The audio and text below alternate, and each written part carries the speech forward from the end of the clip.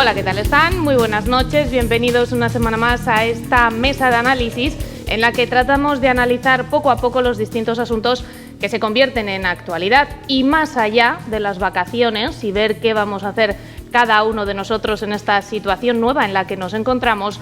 Hoy queremos plantearnos otro de los asuntos que preocupa y mucho, sobre todo a los padres. ¿Qué va a pasar con la vuelta al cole?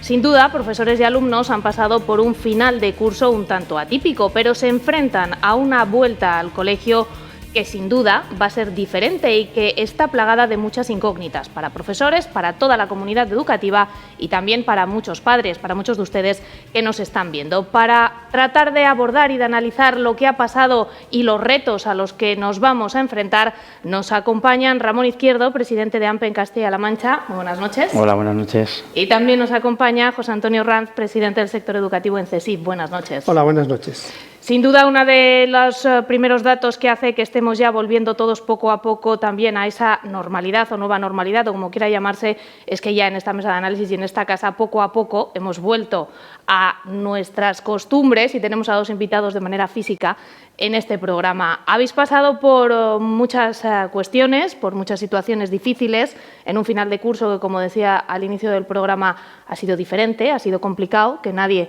se lo esperaba, por muchos retos. ¿Qué ha sido lo más difícil de ese final de curso, de esos últimos meses a los que os habéis tenido que adaptar, Ramón?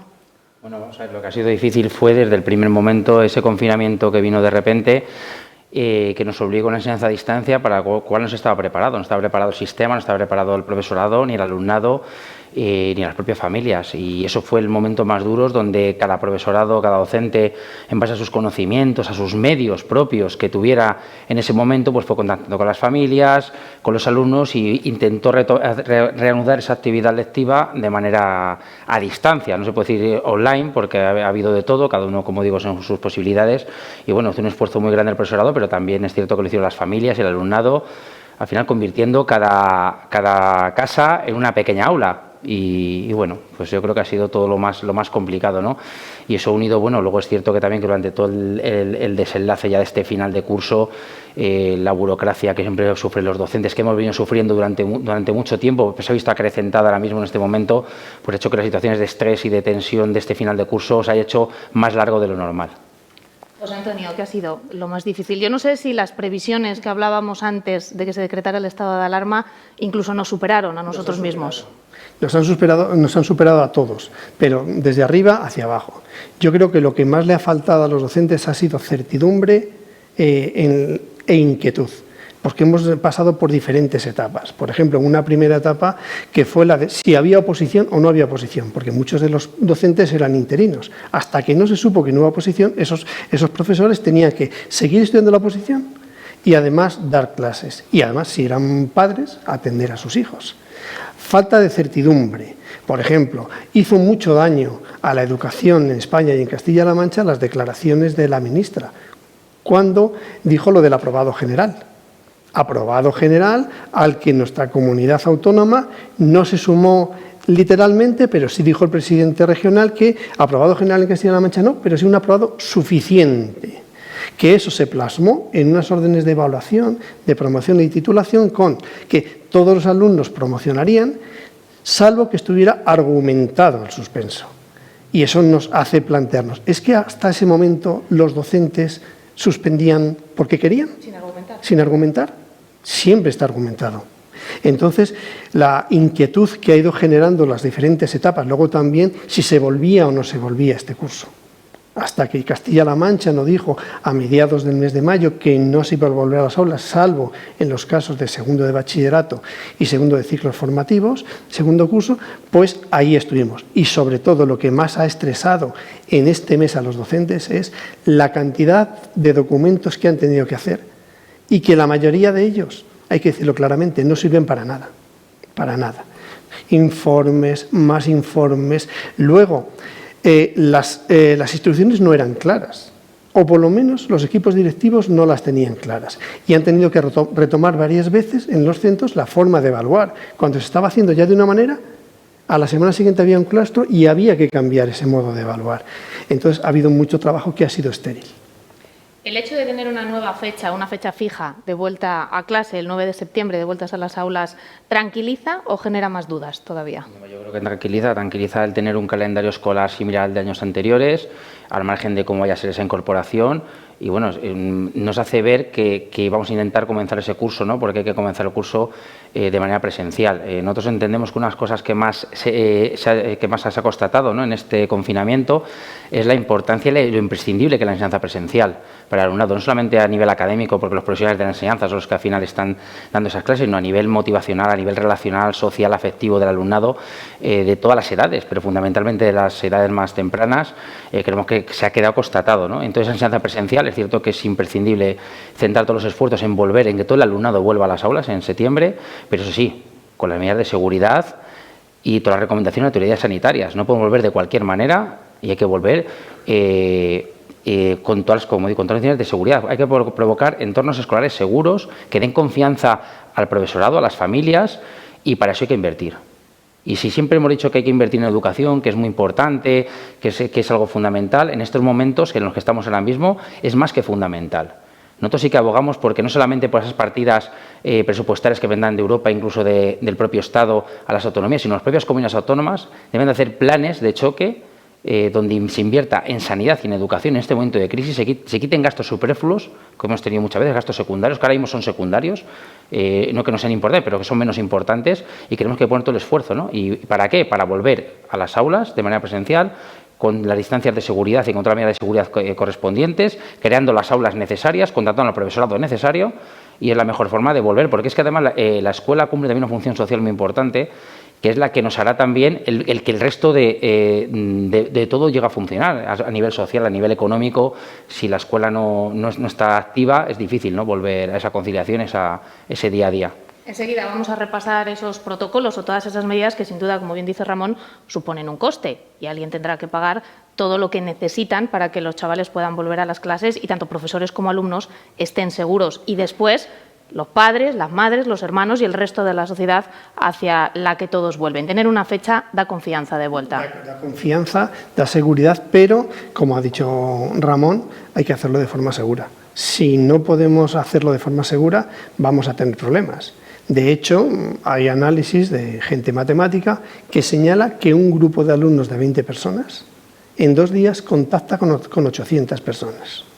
Entonces, pequeños focos que pudiéramos tener de la enfermedad, pues harían disparar el número de contagiados. Invertir es necesario en este momento en educación. Hay que bajar las ratios, a esas ratios que ahora el Ministerio de Sanidad nos ha dicho que la distancia social es 1,5 metros, cuando la Organización Mundial de la Salud dice que son 2. Pero bueno, lo han dicho así.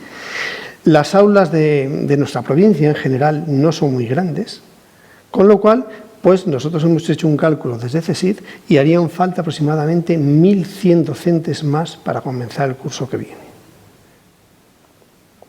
En un instituto, en un colegio línea 2, evidentemente, si guardamos las normas sanitarias y el 1,5 metro de distanciamiento, se convertirían en 3. Y cada grupo que salte nuevo son prácticamente 2 docentes más. Entonces, nosotros hemos echado esas cuentas y nos saldrían unos 1.100 docentes más para el año que viene. Por tanto, hacen falta espacios, hace falta inversión, hace falta profesorado, pero sobre todo hacen falta medidas de seguridad muy importantes. Nosotros, en las diferentes reuniones que tenemos con la Administración, hemos solicitado 2 hechos que son muy significativos. Primero, personal de enfermería en los centros y segundo, un coordinador de prevención de riesgos laborales. Un coordinador que pueda tomar medidas de lo que esté pasando en el centro. Que son 2 figuras que actualmente no existen. No existe un coordinador de prevención de riesgos laborales, pero no es especialista en estos temas y que, por ejemplo, tiene una reducción horaria a la semana de 1 hora. Consideramos que este coordinador debe tener más reducción horaria para dedicarse a este tema, que es muy importante. Y una formación específica. Y una formación, por supuesto. No sé si estos cálculos que hacía José Antonio, si los han hecho desde el Ministerio, desde arriba. Vamos a ver lo que se ha tomado y bueno, habrá que ver los cálculos porque es muy difícil calcular desde nuestro punto de vista, el profesorado necesario, porque hay que primero calcular qué espacios tenemos y en base a los espacios que tengamos habrá que contratar el profesorado. Es cierto que hará falta más profesorado, porque está claro, pero habrá centros donde no será necesario tanto profesorado, habrá centros donde hará falta más profesorado, depende de los espacios, depende de las radios que partimos, no mismo la zona rural que la capital o que centros más grandes. Y bueno, aquí la clave es que hay que tomar varias medidas, ¿no? La primera medida que hay que hacer ya, y desde la consejería se mandan las instrucciones, que desde nuestro punto de vista nos parecen muy ambiguas, porque si bien marcan ese 1,5 metros de distanciamiento social, es algo que está marcado en el Decreto Ley 21/2020, o sea, es ley de obligado cumplimiento. En esas instrucciones viene a dejar caer que, bueno, que los centros busquen espacios, pero que si no es posible mantener ese distanciamiento social, habría que buscar otras medidas de protección. Entonces entendemos que sí o sí hay que marcar ese 1,5 metros de distanciamiento. Habrá que buscar todos los espacios posibles en que tengan los centros, espacios que antes no se usaban como aula, que se puedan usar como aulas. Habrá espacios más grandes donde a lo mejor los alumnos que para poder ese distanciamiento social podrán entrar más de 20 alumnos, 25 alumnos incluso, pero también habrá espacios que cabrán menos de 15 alumnos. Pues esas son las necesidades que hay que ir viendo centro a centro, porque los centros en su autonomía son los que mejor conocen los medios que disponen. Pero claro, hay que darles una autonomía con recursos, no apáñate como puedas con lo que tú tienes. Si no, señores, tenemos tantos espacios, en base a nuestra plantilla tenemos tanto profesorado y en base a eso es con lo que habría que hacer esa contratación. Habrá zonas, como digo, que haga falta más profesorado, en centros que haga falta menos. Incluso somos partidarios de que se habiliten espacios de entidades públicas, de ayuntamientos, diputaciones, de la propia Junta, que puedan ser válidos para dar clases, cuando en las localidades en las que no haya espacios suficientes, y contratar profesorado para todo ello. Y lógicamente, como ha comentado antes José Antonio, nosotros sabéis que estamos federados con el sindicato de enfermería SASE, llevamos mucho tiempo, pusimos en marcha la plataforma por la enfermera escolar, que siempre la hemos reivindicado, pero es que ahora mismo es imprescindible. El protocolo que ha marcado el Ministerio de Sanidad con el de Educación, que hay que poner un responsable COVID, donde se va a nombrar un responsable del COVID-19 a un docente, entendemos que no tiene ningún sentido, habría que nombrar la figura de enfermera escolar, fundamentalmente en los centros más grandes y en las zonas de mayor incidencia que ha tenido la pandemia. ¿Por qué? Porque esa figura de enfermero escolar, además de hacer un control exhaustivo de todas las medidas que se vayan a tomar, nos haría una detección precoz ante los casos que pudiera haber, asesoraría a familias, a docentes y alumnos en esa educación para la salud que ese protocolo también contempla, y además haría todas las funciones necesarias relacionadas con su ámbito, ¿no? Y creemos que sería, ya no solamente para lo que es una enfermera escolar en general, para aquellas cuestiones de enfermos crónicos, alumnos que tenemos en nuestras aulas, sino por ese repunte, ¿no? Y eso nos daría entornos, como digo, entornos escolares seguros. Y luego, por otro lado, tenemos que tener en cuenta las medidas que habría que tomar, que tampoco las contempla la Consejería, aunque sí las recomienda el Ministerio de Educación y Sanidad, que son los grupos estables de convivencia, es decir, esas son las famosas aulas burbuja, que es donde estamos hablando de los 15, 20 alumnos, porque al final, ¿qué ratios tiene que haber? Las ratios tiene que haber las que permitan 1,5 metros de segundo de primaria en adelante, ¿no? Es decir, los cursos de primaria, secundaria, bachillerato, en esos espacios entrarán tantos alumnos como se permitan ese distanciamiento, y habrá aulas más grandes o las más pequeñas. Dependerá del espacio. De cada caso. Claro, dependerá del espacio que vamos a utilizar, ¿no? Hay espacios más grandes que pueden entrar más alumnos, otros menos, mantienen esa distancia de seguridad. Pero tenemos un alumnado, el alumnado infantil de primero y segundo de primaria, que es muy difícil que mantengan el distanciamiento, la distancia de seguridad en general. La propuesta que hacía el Ministerio de Educación y Sanidad, que nos parece razonable, que es hacer esos grupos burbujas que son grupos de 15 alumnos máximo, excepcionalmente 20, que solo convivan entre ellos, que tengan horarios de entrada y salida de recreos distintos, y entre ellos mismos el distanciamiento social, sabiendo que va a ser imposible mantenerlo, pero tengamos el foco controlado, de tal manera que si hubiera un rebrote en ese grupo se aislaría automáticamente, porque no ha tenido contacto con ningún grupo más, estaría con su profesor tutor, y entrarían también los especialistas que correspondieran, pues, de inglés, música, educación física, etcétera, en primero y segundo de primaria, y con las medidas de protección necesarias, y creemos que eso sería suficiente. Eso, claro, que hace falta inversión y profesorado, lógicamente, pero es que creemos que es imprescindible todas estas medidas de seguridad para volver a las aulas y evitar un rebrote, porque un rebrote no se extendería solamente en los centros educativos, que son tal vez los espacios de mayor contacto social que tenemos, sino se extendería al resto de la sociedad y volveríamos a tener un rebrote importante de la pandemia. Entonces, vuelta a las presencialmente, sí, pero con seguridad. Esas medidas de las que estaba hablando Ramón suponen, sobre todo en el caso de los niños más pequeños, como bien decías, poder garantizar un poco más que puedan estar entre ellos manteniendo un contacto, porque es muy difícil que a un niño tan pequeño le digas que tiene que mantener 1,5 metros de distancia. Por supuesto, y es que va a cambiar la organización de los centros educativos. Tiene que cambiar la hora a la que entran todos los alumnos. A lo mejor tienen que entrar de forma escalonada. Y a los recreos a lo mejor hay que ir de forma escalonada y no todos a la vez. Es que todo va a cambiar. Y como ha dicho Ramón, es importante la autonomía de los centros, pero esa autonomía de los centros tiene que ser aceptada por la Delegación Provincial de Guadalajara, en nuestro caso, y por la Consejería. Ahora mismo, por ejemplo, en los colegios no hay personal de limpieza por las mañanas, que es cuando están los alumnos. En los centros de secundaria, a veces, en los más grandes, hay una persona del personal de limpieza. A lo mejor hay que cambiar o hay que ampliar también el personal de limpieza. Entiendo que no podéis volver a las aulas teniendo una persona de limpieza. No, aquí entiendo. Tiene que haber de momento limpieza. Es cierto que el borrador, el protocolo que el Ministerio de Educación y Sanidad sacó en un primer momento decía limpiar los centros al menos una vez al día, que eso es lo que se estaba haciendo ya. Luego se modificó en el último borrador diciendo, hombre, que no, que 3 veces y los momentos de más espacio. Hombre, son cosas que yo creo que al final se van a ir corrigiendo porque eso tiene que estar así, ¿no? Pero es cierto que, como hablabas antes de los niños más pequeños, nos preocupa mucho que la consejería en las instituciones de cara al inicio de curso, para hacer los planes de contingencia cada centro educativo, no ponga qué vamos a hacer con los alumnos de infantil y primero, segundo de primaria, porque no vamos a mantener eso de tener 1,5 metros de distancia, eso es que es una irrealidad, ¿no? Y al final lo que tenemos que buscar, esos grupos, esos, como digo, en esas edades, esos grupos controlados, y como decía José Antonio, es que eso es una evidencia, que las entradas y salidas de los centros no pueden ser como antes. Habrá que ver cada centro, como digo, en esa autonomía, con los medios y recursos necesarios que tiene que tener cada centro. Depende los focos de entrada y salida que tengas, los espacios que dispongas, el alumnado que tengas, pues tendrás que hacerlo escalonadamente, claro, por varias entradas, por varias salidas y adaptarse a esas circunstancias. Nos tenemos que adaptar todos a esta nueva realidad, que es con la que tenemos que convivir hasta que consigan la vacuna o el tratamiento que frene la pandemia. Entonces, es fundamental, por eso decía, que los centros, que son quienes mejor conocen los recursos que tiene el centro, las aulas, el profesorado, el tipo de profesorado que tiene, que es muy importante el tipo de profesorado, porque hay una serie de profesorados que puede ser considerado vulnerable. Entonces, ¿qué hacemos ahí con el profesorado vulnerable? ¿Los vamos a sustituir? ¿Van a dar clase presencial?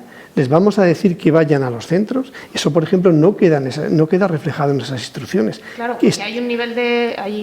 habrá profesores o mayores de 60 o no, años, no tan mayores, pero que tengan dolencias. Unas patologías. Es que eso no lo aclara, por ejemplo, estas instrucciones. Estas instrucciones dejan mucho margen a... Yo creo a ver, ¿qué realidad tenemos el 29 de agosto? Y en función de ellas las aquilatamos un poco más. Ya, pero del 29 de agosto, al 9. Digo así en voz alta, del 29 de agosto al 9 de septiembre... Ni nada. Organizar todo, establecer protocolos, antes. Controlar, para empezar... Aquí hay una cosa sencilla y la primera que tenemos que tener es los espacios disponibles. Eso tiene que estar ya. Es decir, mientras estamos contando al profesorado normal, se van a contratar las plantillas de manera normalizada, como si no hubiera pandemia, una plantilla base. Eso está perfecto, muy bien, vamos a contratarlo en este mes de julio. Pero en el mes de julio también hay que tener los espacios. Y hay que analizar luego las necesidades. Depende, como estabas comentando antes, el profesorado que tengas, ¿no? El profesorado que antes se daban tareas de apoyo, de un apoyo, pues el profesorado va a tener que atender a un grupo. Ahí por eso habrá que ver luego los recursos que sean necesarios, ¿no? Y esto sí hay que planificarlo mucho antes. Y luego la importancia de esos grupos reducidos, porque otra cosa que no podemos olvidar es que durante este periodo de confinamiento se ha perdido gran parte de esa enseñanza que estaba programada a dar. Nos hemos centrado mucho en repaso de los primeros trimestres, de avanzar en contenidos, también se han avanzado en contenidos, pero hay que reforzar muchos contenidos que no han quedado suficientemente dados ni recibidos por el alumnado, en alumnado en general y luego habrá de alumnado en particular. Por eso, esos grupos reducidos que nos obligan a esas medidas de seguridad también ayudarán a esa enseñanza más individualizada y a ese refuerzo que habrá que hacer durante el curso. Un refuerzo que no habrá que hacer solo al principio de curso, porque no, lo que habrá que hacer y lo que hará el profesorado es, según va evolucionando su programación didáctica, unidad a unidad, ver qué contenidos previos necesitaría el alumnado de los que se hubieran dado teóricamente en este último trimestre pasado para reforzarlos antes de comenzar esa unidad didáctica nueva, ese tema nuevo, ¿no? Y por eso ese refuerzo va a ser necesario durante todo el curso, no solo al principio. Y habrá que hacer un refuerzo general, que teniendo grupos reducidos de 15 alumnos, 20 máximo, va a ser sencillo hacerlo. Y por otro lado, tenemos que tener en cuenta también que eso va a ayudar, habrá que hacer luego tareas de refuerzo individuales ya a que el alumno que haya tenido más dificultades, ¿no? Una cosa buena que tiene la enseñanza presencial respecto a la distancia, pues es cierto que disminuye o minimiza las desigualdades existentes, ¿no? Porque al final en la escuela todo el mundo recibe las mismas clases y demás y no todos tienen los mismos medios, ¿no? Que luego otra cosa importante, que por no abusar, que me gustaría hablar luego, es el tema del plan de digitalización de los centros, que es fundamental, ¿no? Como está diciendo Ramón, es muy importante, estamos hablando desde el plano de vista sanitario, pero tenemos que centrarnos también desde el punto de vista académico. Hay muchos alumnos que, por ese malentendido, el aprobado general, dejaron de hacer nada en marzo. Nos los vamos a encontrar 6 meses después en las aulas, cuando no tienen un hábito de trabajo. Va a ser un problema. Y luego, ¿se ha perdido un trimestre completo? En muchos casos no, pero ciertos alumnos sí han perdido el trimestre.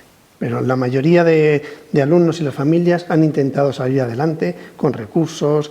Vamos, a mí me han contado pues eso, que han comprado un ordenador nuevo, sistemas que no tenías. O sea, han hecho un esfuerzo las familias. Casas podían tener ordenador ya no para un solo chico, sino para en función cada uno de los chavales que tuviera. Es que no estábamos preparados de hoy para mañana. Es que no estábamos preparados. Entonces, académicamente, como dice Ramón, hay que darle una vuelta a todo. Hay asignaturas que son, pues así, más agradecidas, y se pueden hacer, por ejemplo, lengua. Yo soy de lengua. Que la enseñanza es helicoidal. Por ejemplo, tú en un curso das las oraciones simples y al siguiente das las oraciones coordinadas y al siguiente las subordinadas. Pues, en función del curso en el que estás, pues puedes ir repasando de una forma. Pero hay asignaturas más complicadas. Por ejemplo, en primero de la ESO se da biología y los alumnos en segundo de la ESO dan física y química.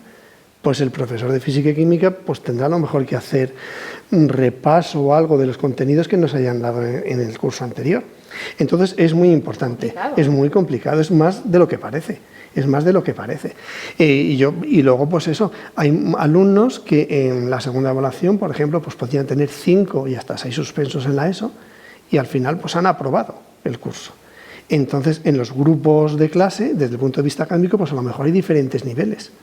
Entonces hay que ajustar muy bien la enseñanza desde ya, y seguro que los centros están trabajando ya en ello, para hacer grupos de alumnos donde sea más fácil avanzar cada uno con lo que han dado y con lo que han dejado de dar. Y luego, por ejemplo, un problema que es muy importante, que lo tenemos con esta ley educativa actual que tenemos, es PEMAR. Son los alumnos que no van bien, que realizan un programa de mejora y aprendizaje que hay, que les engloba lo que es el equivalente a segundo y tercero de ESO. Y luego en cuarto de ESO, por así decirlo, se incorporarían al grupo normal. No se pueden incorporar en condiciones normales a un grupo normal y menos este año. Hay a esos alumnos que han hecho PEMAR este año de segundo año, el equivalente a tercero de eso, hay que darles un refuerzo obligatoriamente al año que viene para que sigan con su trayecto académico y puedan obtener el título de educación secundaria. Volvemos a pautas sanitarias que hay que tener en cuenta. Todo el mundo nos dicen a todos los niveles, que el distanciamiento social y las mascarillas son fundamentales para que no volvamos a las mismas, para poder evitar esos famosos rebrotes, tanto multitudinarios como de una sola persona. Distancia social, estamos hablando de ella, que es fundamental en las aulas. ¿Qué pasa con las mascarillas? Según las declaraciones de la ministra, corregidme vosotros si hay más actuales, la mascarilla será obligatoria en zonas comunes, pero no dentro de las aulas. Y a partir, si no estoy mal informada, de los 10 años. Sí, vamos a ver. Si estamos en el aula con un distanciamiento social de 1,5 metros, como estamos aquí ahora mismo, pues no es necesaria la mascarilla en toda la aula. Entendemos que no habría ningún problema. Por eso es la importancia de respetar y los espacios y que se invierta en ese número de aulas más que tiene que haber. Es que eso es fundamental. Y el uso de mascarillas, efectivamente, en espacios comunes. Se habla de 10 años, se ha rebajado ahora a 8 años la edad obligatoria. ¿Por qué? Porque lo que se planteaba, o lo que plantea el Ministerio, por otro lado, son esas aulas burbujas, esos grupos de convivencia estable. Entonces, es un grupo de convivencia estable de 15 alumnos entre ellos, pues bueno, no es necesaria esa mascarilla, por aparte que no es recomendable tampoco en la educación infantil, los niños más pequeños, ¿no? Y entonces, bueno, pues sería una forma, ¿no? El problema que estamos teniendo en todo esto es los bandazos de incertidumbre que se está creando y generando, porque el Ministerio de Educación, que tiene competencias en educación, están transferidas a las autonomías, pero tiene una competencia mínima, debería de ejercerla. No la ejerció en el estado de alarma, dejando que las autonomías pusieran los criterios de promoción que quisieran, dejando la responsabilidad a las autonomías, responsabilidades que son propias del Ministerio. Los criterios de titulación, por ejemplo, es algo ministerial. O sea, los criterios para dar el título se da a nivel nacional, no lo dan las autonomías. Las autonomías lo que hacen es seguir las directrices del Ministerio y aplicar sus currículums en sus ámbitos, ¿no?, de actuación. ¿Y qué está ocurriendo con nuestras medidas? Porque al final unas medidas que en un principio, salvo el distanciamiento social, que a fecha de hoy es ley, como digo, en el Real Decreto Ley 21/2020, el artículo 9 habla de centros docentes, ahí nos habla 1,5 metros y ya está. Esa es la ley, hay que cumplirla. Pero además son medidas, recomendaciones que ya veremos, y esas recomendaciones deberían de adoptarse del Ministerio con las comunidades autónomas, acordarlas y llevarlas a cabo. ¿Es cierto que ahora se pasa a responsabilidad de las autonomías? Bien, pues ahora es la autonomía nuestra la que tiene que ser la responsable de cumplir con esas medidas, porque no podemos entender que se diga, como ha dicho la ministra, y se recoge en algún documento, que bueno, que los grupos burbuja 15-20 alumnos, pero bueno, si la autoridad sanitaria de cada autonomía dice otra cosa distinta con más alumnos, se podrá hacer. Pero ¿qué pasa? ¿Qué hay varias autoridades sanitarias? ¿Hay varios criterios sanitarios? ¿O es un criterio económico lo que nos estamos basando al final? ¿Un criterio económico que puede poner en riesgo nuestra salud?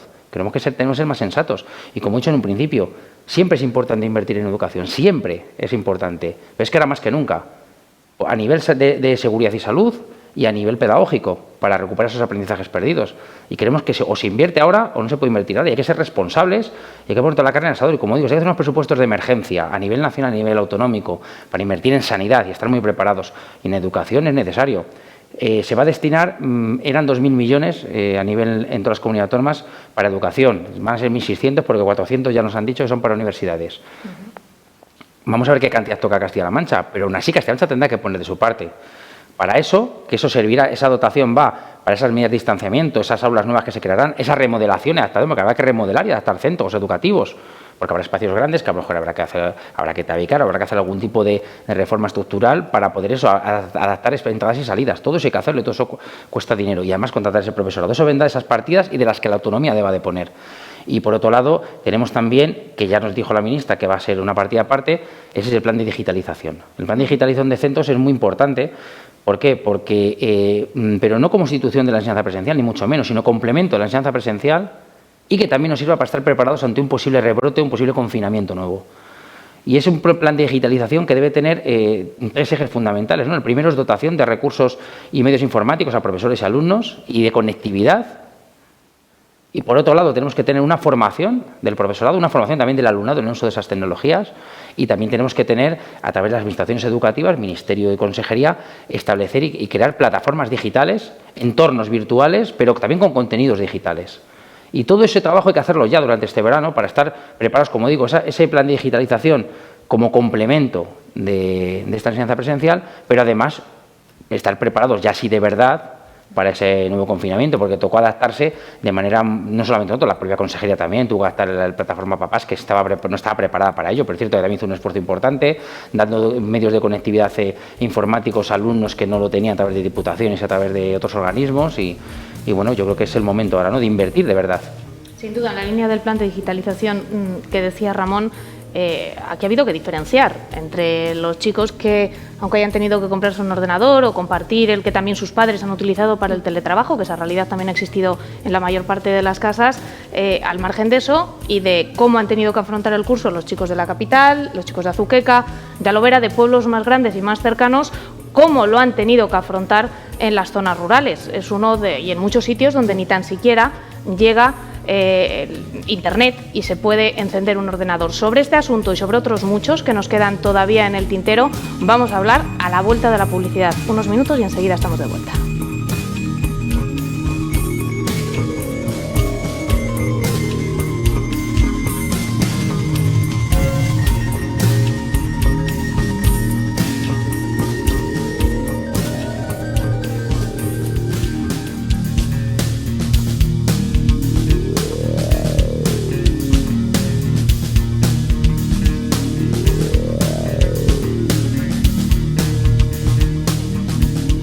Ya estamos de vuelta, todavía media hora por delante para seguir analizando cómo va a ser esa vuelta al cole a partir del mes de septiembre, 9 de septiembre, que es lo único que hay fijo, la vuelta al colegio, tanto para profesores como para chavales y también para el respiro de muchos padres que han tenido que verse en una situación diferente a lo largo de estos meses. Nos íbamos a publicidad hablando de la importancia de apostar por reducir la brecha digital y qué diferente ha sido ese final de curso para chicos de Guadalajara, de Azuqueca, de Alovera, de Marchamalo, de lugares donde no hay problemas para que llegue Internet, y esa otra realidad, la de esa otra España despoblada, la de esos lugares en los que ya no es que no tengan tablet, que la pueden tener, es que no llega Internet, es que es imposible seguir las clases. Sí, ahí en esos centros de la Guadalajara rural, o vaciada, como se llama de otra manera, pues sí, ahí hemos tenido la suerte, por ejemplo, la Guardia Civil ha entregado ordenadores, Diputación ha dado material, y cuando no, han podido ir a los centros a por trabajo, a por libros, a por documentos. O sea, ha habido mucha solidaridad en ese aspecto. Pero como yo decía antes, existe esa brecha digital para esos alumnos que no saben, que no pueden, que no tienen recursos, pero el problema también ha estado en quien tiene, puede y no ha hecho nada. Que los vamos a tener juntos en el aula el curso que viene a todos ellos. Y como bien ha dicho Ramón antes, el problema yo creo que viene de arriba a abajo. No ha habido liderazgo del Ministerio de Educación y Ciencia a lo largo de la pandemia. No ha habido liderazgo para decir a las comunidades autónomas cómo tienen que actuar en los diferentes aspectos, en evaluación, en vuelta a las clases este año o al que viene, y además lo ha hecho de forma, yo creo que anómala, porque ha utilizado el Consejo Escolar del Estado, que es un órgano consultivo que da directrices, pero que no son vinculantes, en lugar de llevar todos estos problemas que son reales de los docentes a mesas sectoriales de educación. Ha preferido utilizar ese otro órgano y a partir de ahí yo creo que ha hecho una dejadez de funciones. Ella, o sea, porque es la ministra y el Ministerio de Educación deberían haber dado pautas más claras para todas las comunidades autónomas para proceder de una forma común, más en este año, y para que no se produzcan agravios comparativos, como ahora lo tenemos a la vuelta de la esquina. Aquí en Castilla-La Mancha, un alumno con 2 suspensos va a poder hacer la EBAU. En Madrid, con dos suspensos, no haces la EBAU. Todos en Guadalajara y en Alcalá de Henares, en Madrid, nos examinamos por la Universidad de Alcalá de Henares. Son agravios comparativos que en un país como España no se deberían permitir. Esos son algunos de los problemas que luego se van a poder detectar a lo largo del curso, al margen de esa necesidad de reforzar a unos chavales, a otros chavales, en función también de las asignaturas. Vamos a ver consecuencias, o podemos ver más consecuencias de un inicio de curso a trancas y barrancas, por así decirlo, a trompicones a lo largo del curso, que se reflejen en el currículo. Vamos a ver primero cómo es el comienzo, ¿no? Porque yo creo que al final estamos en un momento en el que las adaptaciones a las programaciones vendrán cuando vaya a comenzar el curso, de la manera que vaya a comenzar y cómo se vaya desarrollando, porque empezaremos una enseñanza presencial teóricamente, todo el alumnado, teóricamente, pero ya veremos a ver cómo se termina desarrollando, ¿no? Eso va a ser muy difícil, va a ser según vaya evolucionando el curso, ¿no? Lo que está claro, y por eso decimos, y vuelvo a insistir, es que lo que hay que hacer ya es tener planificado ese inicio de curso. Es que es lo fundamental. Tengamos primero los espacios disponibles, hagamos los cálculos del profesorado que nos haga falta, para que el día 1 de septiembre esté todo ese profesorado ya necesario, los centros ya preparados para recibir al alumnado el 9 de septiembre. Y, como repito, es una inversión que hay que hacer y lamentamos que no sea, como decía antes, el Ministerio el que marque unas pautas mínimas con las comunidades autónomas, como esas medidas que, salvo el metro y medio, como digo, está normativizado, y lo demás lo deja un poco en el aire, ¿no? Porque al final son recomendaciones sanitarias, todo el mundo debería cumplirlas. Y para eso hay que dar fondos, hay que invertir desde el Estado, hay que invertir desde las autonomías. Tenemos el Fondo de Cohesión Territorial, de Cooperación Territorial, donde se puede ver qué autonomías harán más o menos falta ese dinero, esa inversión. Y, como digo, presupuestos de emergencia para una situación de emergencia. Dentro de ese protocolo, Ramón, ¿hay establecido un control de temperatura a profesores y alumnos o el uso obligatorio de geles hidroalcohólicos a la hora de pasar de una estancia a otra? Sí que habla del uso de geles hidroalcohólicos. Lo que pasa es que es unas medidas genéricas donde se dice que se hará y los protocolos, planes de contingencia los tienen que elaborar los centros, ¿no? Sí, está bien que los centros lo elaboren, que tengan su autonomía, pero hay que dotar de los materiales necesarios para poder hacer ello, ¿no? La medición de temperatura no aparece contemplada. Nosotros sí que cuando demandamos la figura de enfermera escolar, sería alguien que controlaría y detectaría precozmente eso, haría unas mediciones de temperatura, haría un control, porque claro, según esas medidas, decir que hay un responsable de COVID-19, que sea un docente, un equipo COVID, que es un docente, un padre, pero ¿quién es? Que nosotros no sabemos de eso, o sea, detección precoz, yo cómo sé si alguien tiene los síntomas, si no tiene síntomas, quién soy yo para decirle no que se vaya a su casa, es que no, tiene que ser un sanitario, y ese personal sanitario, que como digo es necesario, siempre ha sido necesario, ahora más que nunca. Y hemos contratado mucho personal sanitario, muchas enfermeras, se contrataron y enfermeros en esta época de la pandemia, donde ha sido más fuerte. Esas enfermeros que ahora mismo no son necesarios en hospitales, gracias a Dios, podemos utilizarlos en los centros escolares. Y no serían tantos los que harían falta. Es que la inversión de tener enfermeros escolares en todos los centros de España, estamos hablando pero mínima, de verdad es mínima. Imagino que esa persona, ese sanitario, esa enfermera por la que abogáis todos, por la que se aboga desde la comunidad educativa, sería la encargada de poder llevar a cabo distintos protocolos, que me imagino que será diferente en función de si hay un niño o un profesor al que se le detecta un síntoma compatible con coronavirus, que no es un brote, es un niño, es una persona, pero habrá que hacer unas cosas diferentes a si se detecta que es todo el grupo burbuja, por ejemplo, como decía Ramón. Me imagino que eso debe de estar planificado y alguien tendrá que llevarlo a cabo si se inicia el curso. Pues en las instrucciones lo que dicen es que si se detecta alguna situación de emergencia, que hay que contactar con el ambulatorio, con el centro de salud y que tome las medidas oportunas. Sí. Las medidas que pactaron el Ministerio de Sanidad y el Ministerio de Educación, que está copiada en las instrucciones nuestras, viene a decir que en caso de detectar algún caso que sea más grave, el centro, el responsable del COVID-19, que muchos sea un profesor, a través del equipo directivo, contactaría con el centro de salud de referencia. Y él tomaría si tendría que actuar o no. A la persona que se detecte se le tendría que aislar en un aula, o sea, en un departamento, en un despacho, donde fuera. Pero claro, no sabemos si es un síntoma o no. Entonces entendemos que son temeridades que no deben de ocurrir, ¿no? Que teniendo responsables, nosotros somos docentes, ¿quién asume la responsabilidad de si tiene síntomas o no tiene síntomas? ¿Cómo decido yo si le saco del aula y si no le saco? O sea, es teniendo en cuenta que hay muchos niños que tienen fiebre por otros motivos, claro, o que hay muchos niños que son asintomáticos, solo puede saber un profesional y solo puede saber un profesional. Entonces, ¿cómo lo hacemos? Porque claro, hay que tener en cuenta que si hay un brote o un posible brote en un sitio, se luego va a afectar, se va a contagiar a su ámbito familiar, en fin, exponencialmente se contagia eso. ¿Y quién decide si sí o si no? Es cierto que dicen que las familias van a ser responsables, lógicamente, igual que el profesorado, para no incorporarse.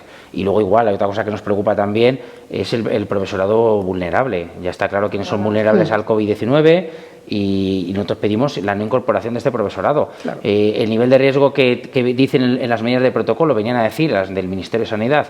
Digo que bueno, que es posible pasar nivel de riesgo 1 o 2, pero nuestra actividad, si hacemos al final grupos de convivencia estable, donde no haya distanciamiento social, o a veces sea inevitable, seremos un nivel de riesgo mucho más alto, con lo cual todos estos colectivos no deberían de incorporarse para evitar riesgos innecesarios y ser sustituidos, lógicamente. Claro, es lo suyo, sustituir a este profesorado vulnerable.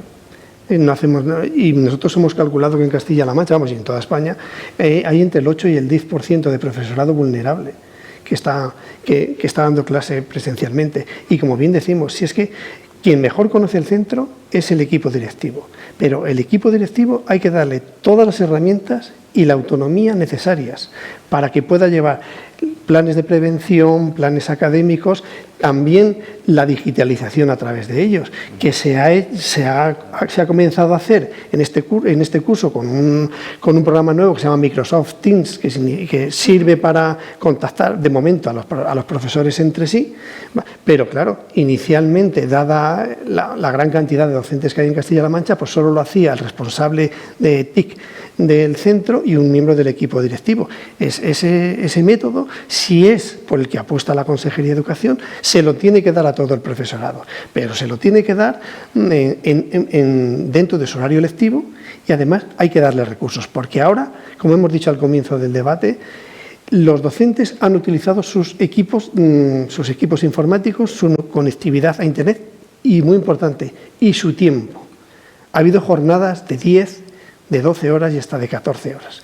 Porque los profesores lo que han demostrado en este periodo es que querían sacar la educación pública adelante, como fuera, pese a todos los inconvenientes que había, pese a las inquietudes, a las incertidumbres de cuándo acaba el curso.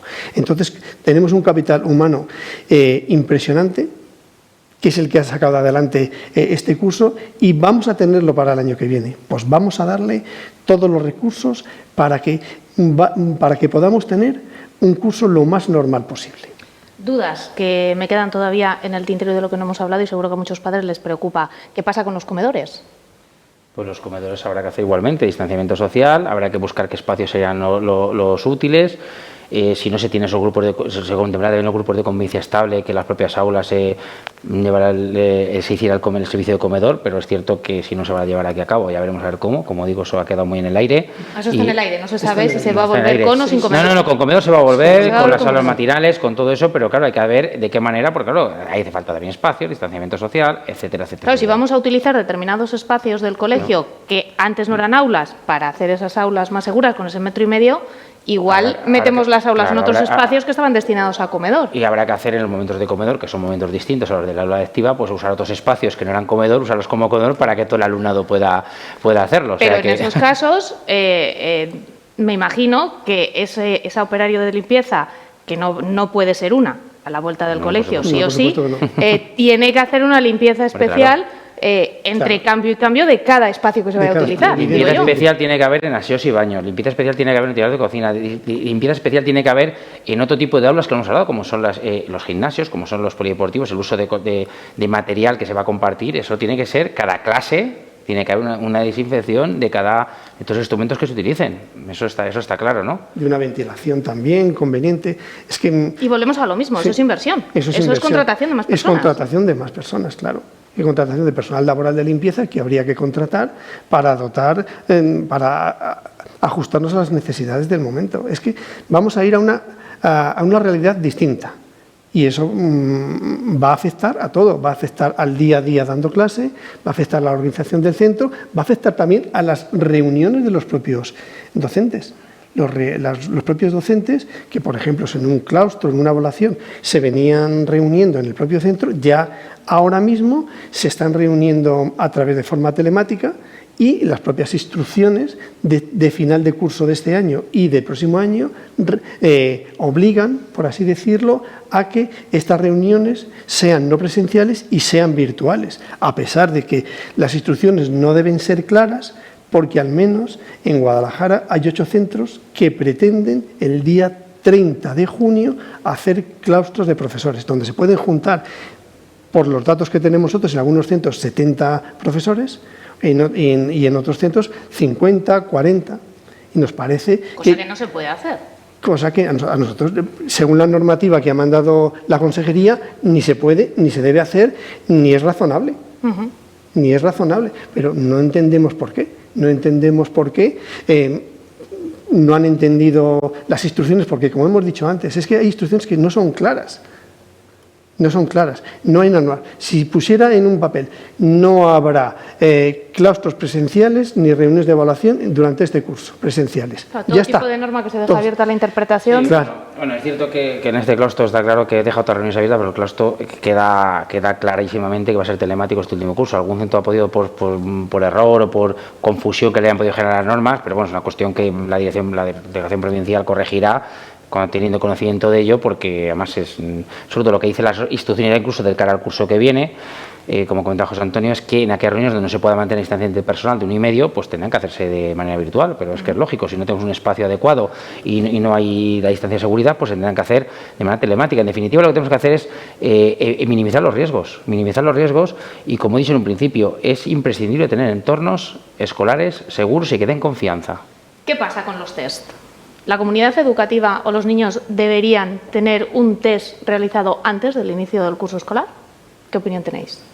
Hombre, porque hay mucha... Los test sería una herramienta útil hacerlo previamente, pero claro, test al final habría que hacer casi cada día o cada pocos días, ¿no? Porque al final es cierto que el hacer test masivos es algo positivo, ¿no? Porque al final nos va a dar una visión de conjunto. Si tuviéramos esa figura de enfermera escolar, podría hacer de seroprevalencia, de saber quiénes han tenido y quiénes no lo han tenido y hacer un seguimiento de casos. Sería muy sencillo porque haremos un mapeo del centro educativo, de profesorado y de alumnado, de quién ha pasado la enfermedad, quién tiene anticuerpos, quién no, quién podía contagiar, quién sea foco de contagio o no. Incluso hacer test masivos se les puede hacer antes del inicio del curso y en algunos momentos puntuales, ¿no? Es cierto que yo puedo pasar un test hoy y a lo mejor mañana ya daría positivo y da negativo ahora. En fin, no es algo tan relevante, ¿no? Pero si tenemos esa detección precoz, donde tenemos una enfermera escolar que en cuanto vea un indicio pueda pasar ese test, porque claro, ¿quién va a pasar un test de prueba allí? Tiene que ir alguien a pasarlo. ¿Quién va a hacer mediciones de temperatura? Tendrá que ir alguien que sepa distinguir síntomas, pues son síntomas médicos. Es que no estamos capacitados para hacer eso. Y eso sí que sería volver, como digo otra vez, a un entorno muy seguro y claro que nos daría más certidumbre. Como digo, tener test para poderlos pasar a la comunidad educativa, esa enfermera escolar que los podía pasar en cuanto hubiera un síntoma y ir controlando todo eso, como hacer un mapeo, como digo, de todo el centro educativo. Sí, realizar esos test para saber qué parte de la comunidad educativa o en qué zonas se tienen o no se tienen anticuerpos para colaborar en ese estudio que queremos realizar entre todos. Como ha dicho Ramón, para buscar un entorno escolar seguro, por un lado, y también nos serviría para ver una trayectoria. porque si lo hacemos en diferentes momentos, pues podemos ver cómo va evolucionando, por ejemplo, pues esta pandemia en los diferentes grupos de población, porque no solo hay que hacerlo a los alumnos, habría que hacerlo a los profesores, pero también al resto de trabajadores que están en los centros educativos. Sin duda. Personal de administración y servicios, conserjes, limpieza, todos tendrían que tenerlo para que de esa forma dar más tranquilidad, más seguridad y más certeza pues, a las familias, a la sociedad y a todo el mundo. Con lo que ha pasado a lo largo de estos meses, con este final de curso y la situación que han tenido muchos padres de tener 24 horas al día, los 7 días de la semana sin descanso posible, a sus niños en casa, y después de estar con ellos en esas clases telemáticas que se han intentado dar para que los chavales no perdieran curso, ¿de alguna manera ha habido padres que han puesto en valor la figura del profesor y han valorado una figura denostada en muchos casos? Pues claramente, ¿no? Porque al final se ha dado cuenta de la importancia, ¿no?, que tiene esa enseñanza presencial, como he dicho antes, y de la labor del docente, porque al final acaba haciendo de intermediarios, ¿no?, entre el profesorado y el alumnado. Y bueno, es cierto que las vivencias han sido distintas, cada padre lo habrá vivido de una manera distinta, porque cada profesorado, en su función, como he dicho antes, en función de sus conocimientos y sus medios, lo ha hecho de una manera distinta, porque no estamos, como digo, preparados, ni con medios ni con formación para ello. Y bueno, pero claro, es cierto que ese trabajo, pues claro, ellos han sido parte importante también, que también cuando reconocemos el esfuerzo del profesorado, y lo he dicho en un principio, pues también hay que hacerlo a las familias y al alumnado y a las familias fundamentalmente. Claro, porque para que el niño se ponga delante del ordenador alguien tiene que haber detrás, que vigile que está haciendo lo que tiene que hacer. Claro. Y que lo levante a su hora de la cama. También es fundamental, ¿verdad? Sí, yo creo que se ha puesto en valor la función del profesorado, lo que hacemos no solo académicamente, sino también afectivamente, socialmente, cómo solucionamos los conflictos también en los centros educativos. Y hay que valorar también cómo los padres han apoyado a sus hijos en muchas ocasiones, pero sobre todo se habrán dado cuenta de una cosa: los alumnos pasan solo el 13% de todas las horas de un año en los centros educativos. Y ahora se han dado cuenta de lo que es ese 13%, lo que significa, lo importante que es les hace poco ese porcentaje. Piensan que pasan más. Pues ya te lo digo yo. Algunos pasan una tercera parte. Sí. Vale, pues es el 13%. Si lo calculamos de forma global, para ver la importancia que tiene a nivel no solo pedagógico, sino también social y también de relaciones con sus amigos, la importancia que tiene el tiempo que pasa en el colegio o en los institutos. La semana pasada, en esta misma mesa de análisis, tuvimos la oportunidad de hablar con el primer defensor del menor, con Javier Urra, y ponía encima de la mesa la importancia de que muchos niños van a tener ciertas secuelas, que me imagino que en la escuela, que en los colegios, que en los institutos también tendréis que notar, o sea, también notaréis de alguna manera, o también esa figura de un profesor psicólogo pueda echarles una mano en ese sentido. Es que el apoyo emocional, estamos empezando hablando de lo que necesitamos ya urgente para comenzar, ¿no? Pero es cierto que cuando comencemos, efectivamente, esa parte emocional, esa parte afectiva, esa parte que han pasado tanto profesorado como alumnado, va a ser complicado porque muchos han perdido familiares, muchos han fallecido. Volveremos a centros donde hay docentes que han fallecido o alumnos que han fallecido familiares y familiares directos y profesores también, y efectivamente y emotivamente, afectivamente va a ser complicado, ¿no? Y va a ser un apoyo, va a ser necesario ese apoyo psicológico que, claro, que habrá que abordarlo, que ya los primeros documentos que nos ha presentado la Consejería y al Ministerio a nivel general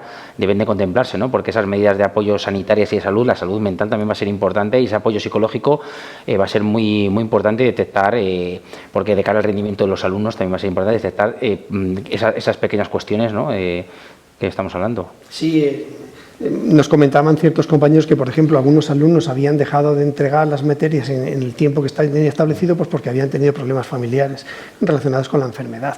Es evidente que va a hacer falta el apoyo emocional para esos alumnos y para eso hacen falta recursos pues los necesarios. Es que hay que entender que, sobre todo en las edades tempranas, el tutor es un segundo padre o una segunda madre.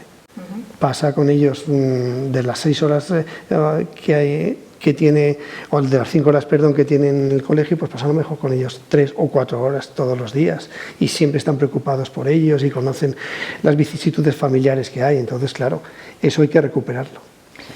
Si las cosas se hacen bien, si todos lo hacemos bien, ya no solamente en los colegios, en las aulas, porque que haya un rebrote de coronavirus no depende solo y exclusivamente de la vuelta al colegio, solo faltaba, también depende de nuestras actitudes y lo que hagamos todos en el día a día. ¿Veis más cerca que pueda haber un rebrote que lleve otra vez a la clausura de las aulas o a hacer otro tipo de medidas menos drásticas? A ver, yo entendemos que si realmente se hacen las cosas bien, las posibilidades de que haya un rebrote van a ser mucho más pequeñas. Lo has dicho ahora mismo, a nivel social, en todos los niveles, ¿no? Pero en algo que ya no depende, porque yo como ciudadano puede depender de determinadas cosas, pero yo sí, o sea, pero ya como docente o como padre de mis hijos que van al centro educativo, si la administración no pone esas medidas, difícilmente voy a poder yo hacer algo, ¿no? Porque yo aquí puedo mantener una distancia de seguridad en una terraza que vaya, en cualquier sitio donde libremente puedo elegirlo, pero si yo voy a estar metido en un aula que no va a cumplir esas distancias de seguridad, pues en fin, estoy aumentando los riesgos exponencialmente, ¿no? De poder volver a ese rebrote, ¿no? Entonces, bueno, yo creo que el miedo de que pueda ocurrir está ahí, tenemos que estar preparados, hablamos del plan de digitalización y demás, y depende cómo se vuelva al aula, será más fácil controlar un rebrote y no llegar a ese cierre total de los centros. Si hacemos esos grupos de convivencia estable, donde yo ya sé con quién ha pasado ese alumnado, si se detecta un caso ahí, o de un familiar de algún alumno de ahí, o del profesor, automáticamente solamente pondríamos en confinamiento ese pequeño grupo, ¿no? Y dependerá con todos los contactos sociales que tengamos de esa manera. Pero bueno, vamos a ver cómo evoluciona la pandemia, porque al final hay unas cuestiones que son sanitarias y técnico-sanitarias que a nosotros nos escapan, lógicamente. En las instrucciones que nos mandaron el pasado lunes de inicio de curso, venía que era muy importante en los primeros días de curso dar una asignatura transversal que se daba en la LOCSE, cuando éramos más jóvenes y estudiábamos eso, que se llama Educación para la Salud, para que todos los jóvenes no sepan solo la enfermedad, sino que se conciencien de lo que es la enfermedad, para evitar pues, situaciones que no solo dentro del aula, sino fuera del aula, porque si dentro del aula guardamos el 1,5 metros o llevamos las mascarillas en las zonas comunes, pero luego nos vamos de botellón, pues no hacemos nada. Y luego sí que también en las instrucciones hay una especie de plan B. Dice que si hay rebrotes, se primará a los alumnos menores de 14 años para que acudan al centro. O sea, serían, a partir de los de tercero de la ESO, serían los que dejarían de ir al centro, según los más pequeños. Los beneficios de los más pequeños, de espacios y de medidas de seguridad. Nos quedamos sin tiempo, quedan muchas cosas de las que hablar y muchas dudas por solucionar, pero sí me gustaría que utilizarais un último minuto cada uno de los dos para, no sé si lanzar un mensaje, un llamamiento o cada uno lo que queráis para cerrar esta mesa de análisis. Ramón. Pues dos cosas rápidas. La primera, el reconocimiento al profesorado, todo el esfuerzo que ha hecho durante este confinamiento, cómo se ha adaptado a una situación cambiante sin medios y sin apenas recursos. Y por último, hacer un llamamiento a las administraciones educativas, en este caso a nuestra consejería, y al Gobierno regional para que se haga un esfuerzo extra, que hay gastos secundarios que podemos dejar a un lado y centrarnos en invertir en sanidad, en educación, para estar preparados para esa vuelta a las aulas de manera segura, de manera presencial, porque es imprescindible, de todo el alumnado y de la forma segura. Desde el punto de vista de CSIC, igual, reconocer la labor de todos los docentes de Castilla-La Mancha, porque se han dejado la piel por la enseñanza pública de nuestra comunidad autónoma. Abogar por la inversión, invertir, como ha dicho Ramón, no solo en profesorado, sino aplicando bajadas de ratios, invertir en sanidad y, como hemos venido diciendo a lo largo de todo el debate, planificar para que el 9 de septiembre volvamos a las aulas lo más seguros posibles. Eso es fundamental, planificar. Pues con esas dos ideas nos quedamos como cierre de esta mesa de análisis que esta noche hemos querido dedicar a la educación. Muchísimas gracias a los dos por acompañarnos y por el trabajo que habéis realizado vosotros y vuestros compañeros a lo largo de estos meses. Ramón Izquierdo, presidente de AMPE en Castilla-La Mancha, y José Antonio Ranz, presidente del sector de educación aquí en CSIC. Muchísimas gracias a los dos.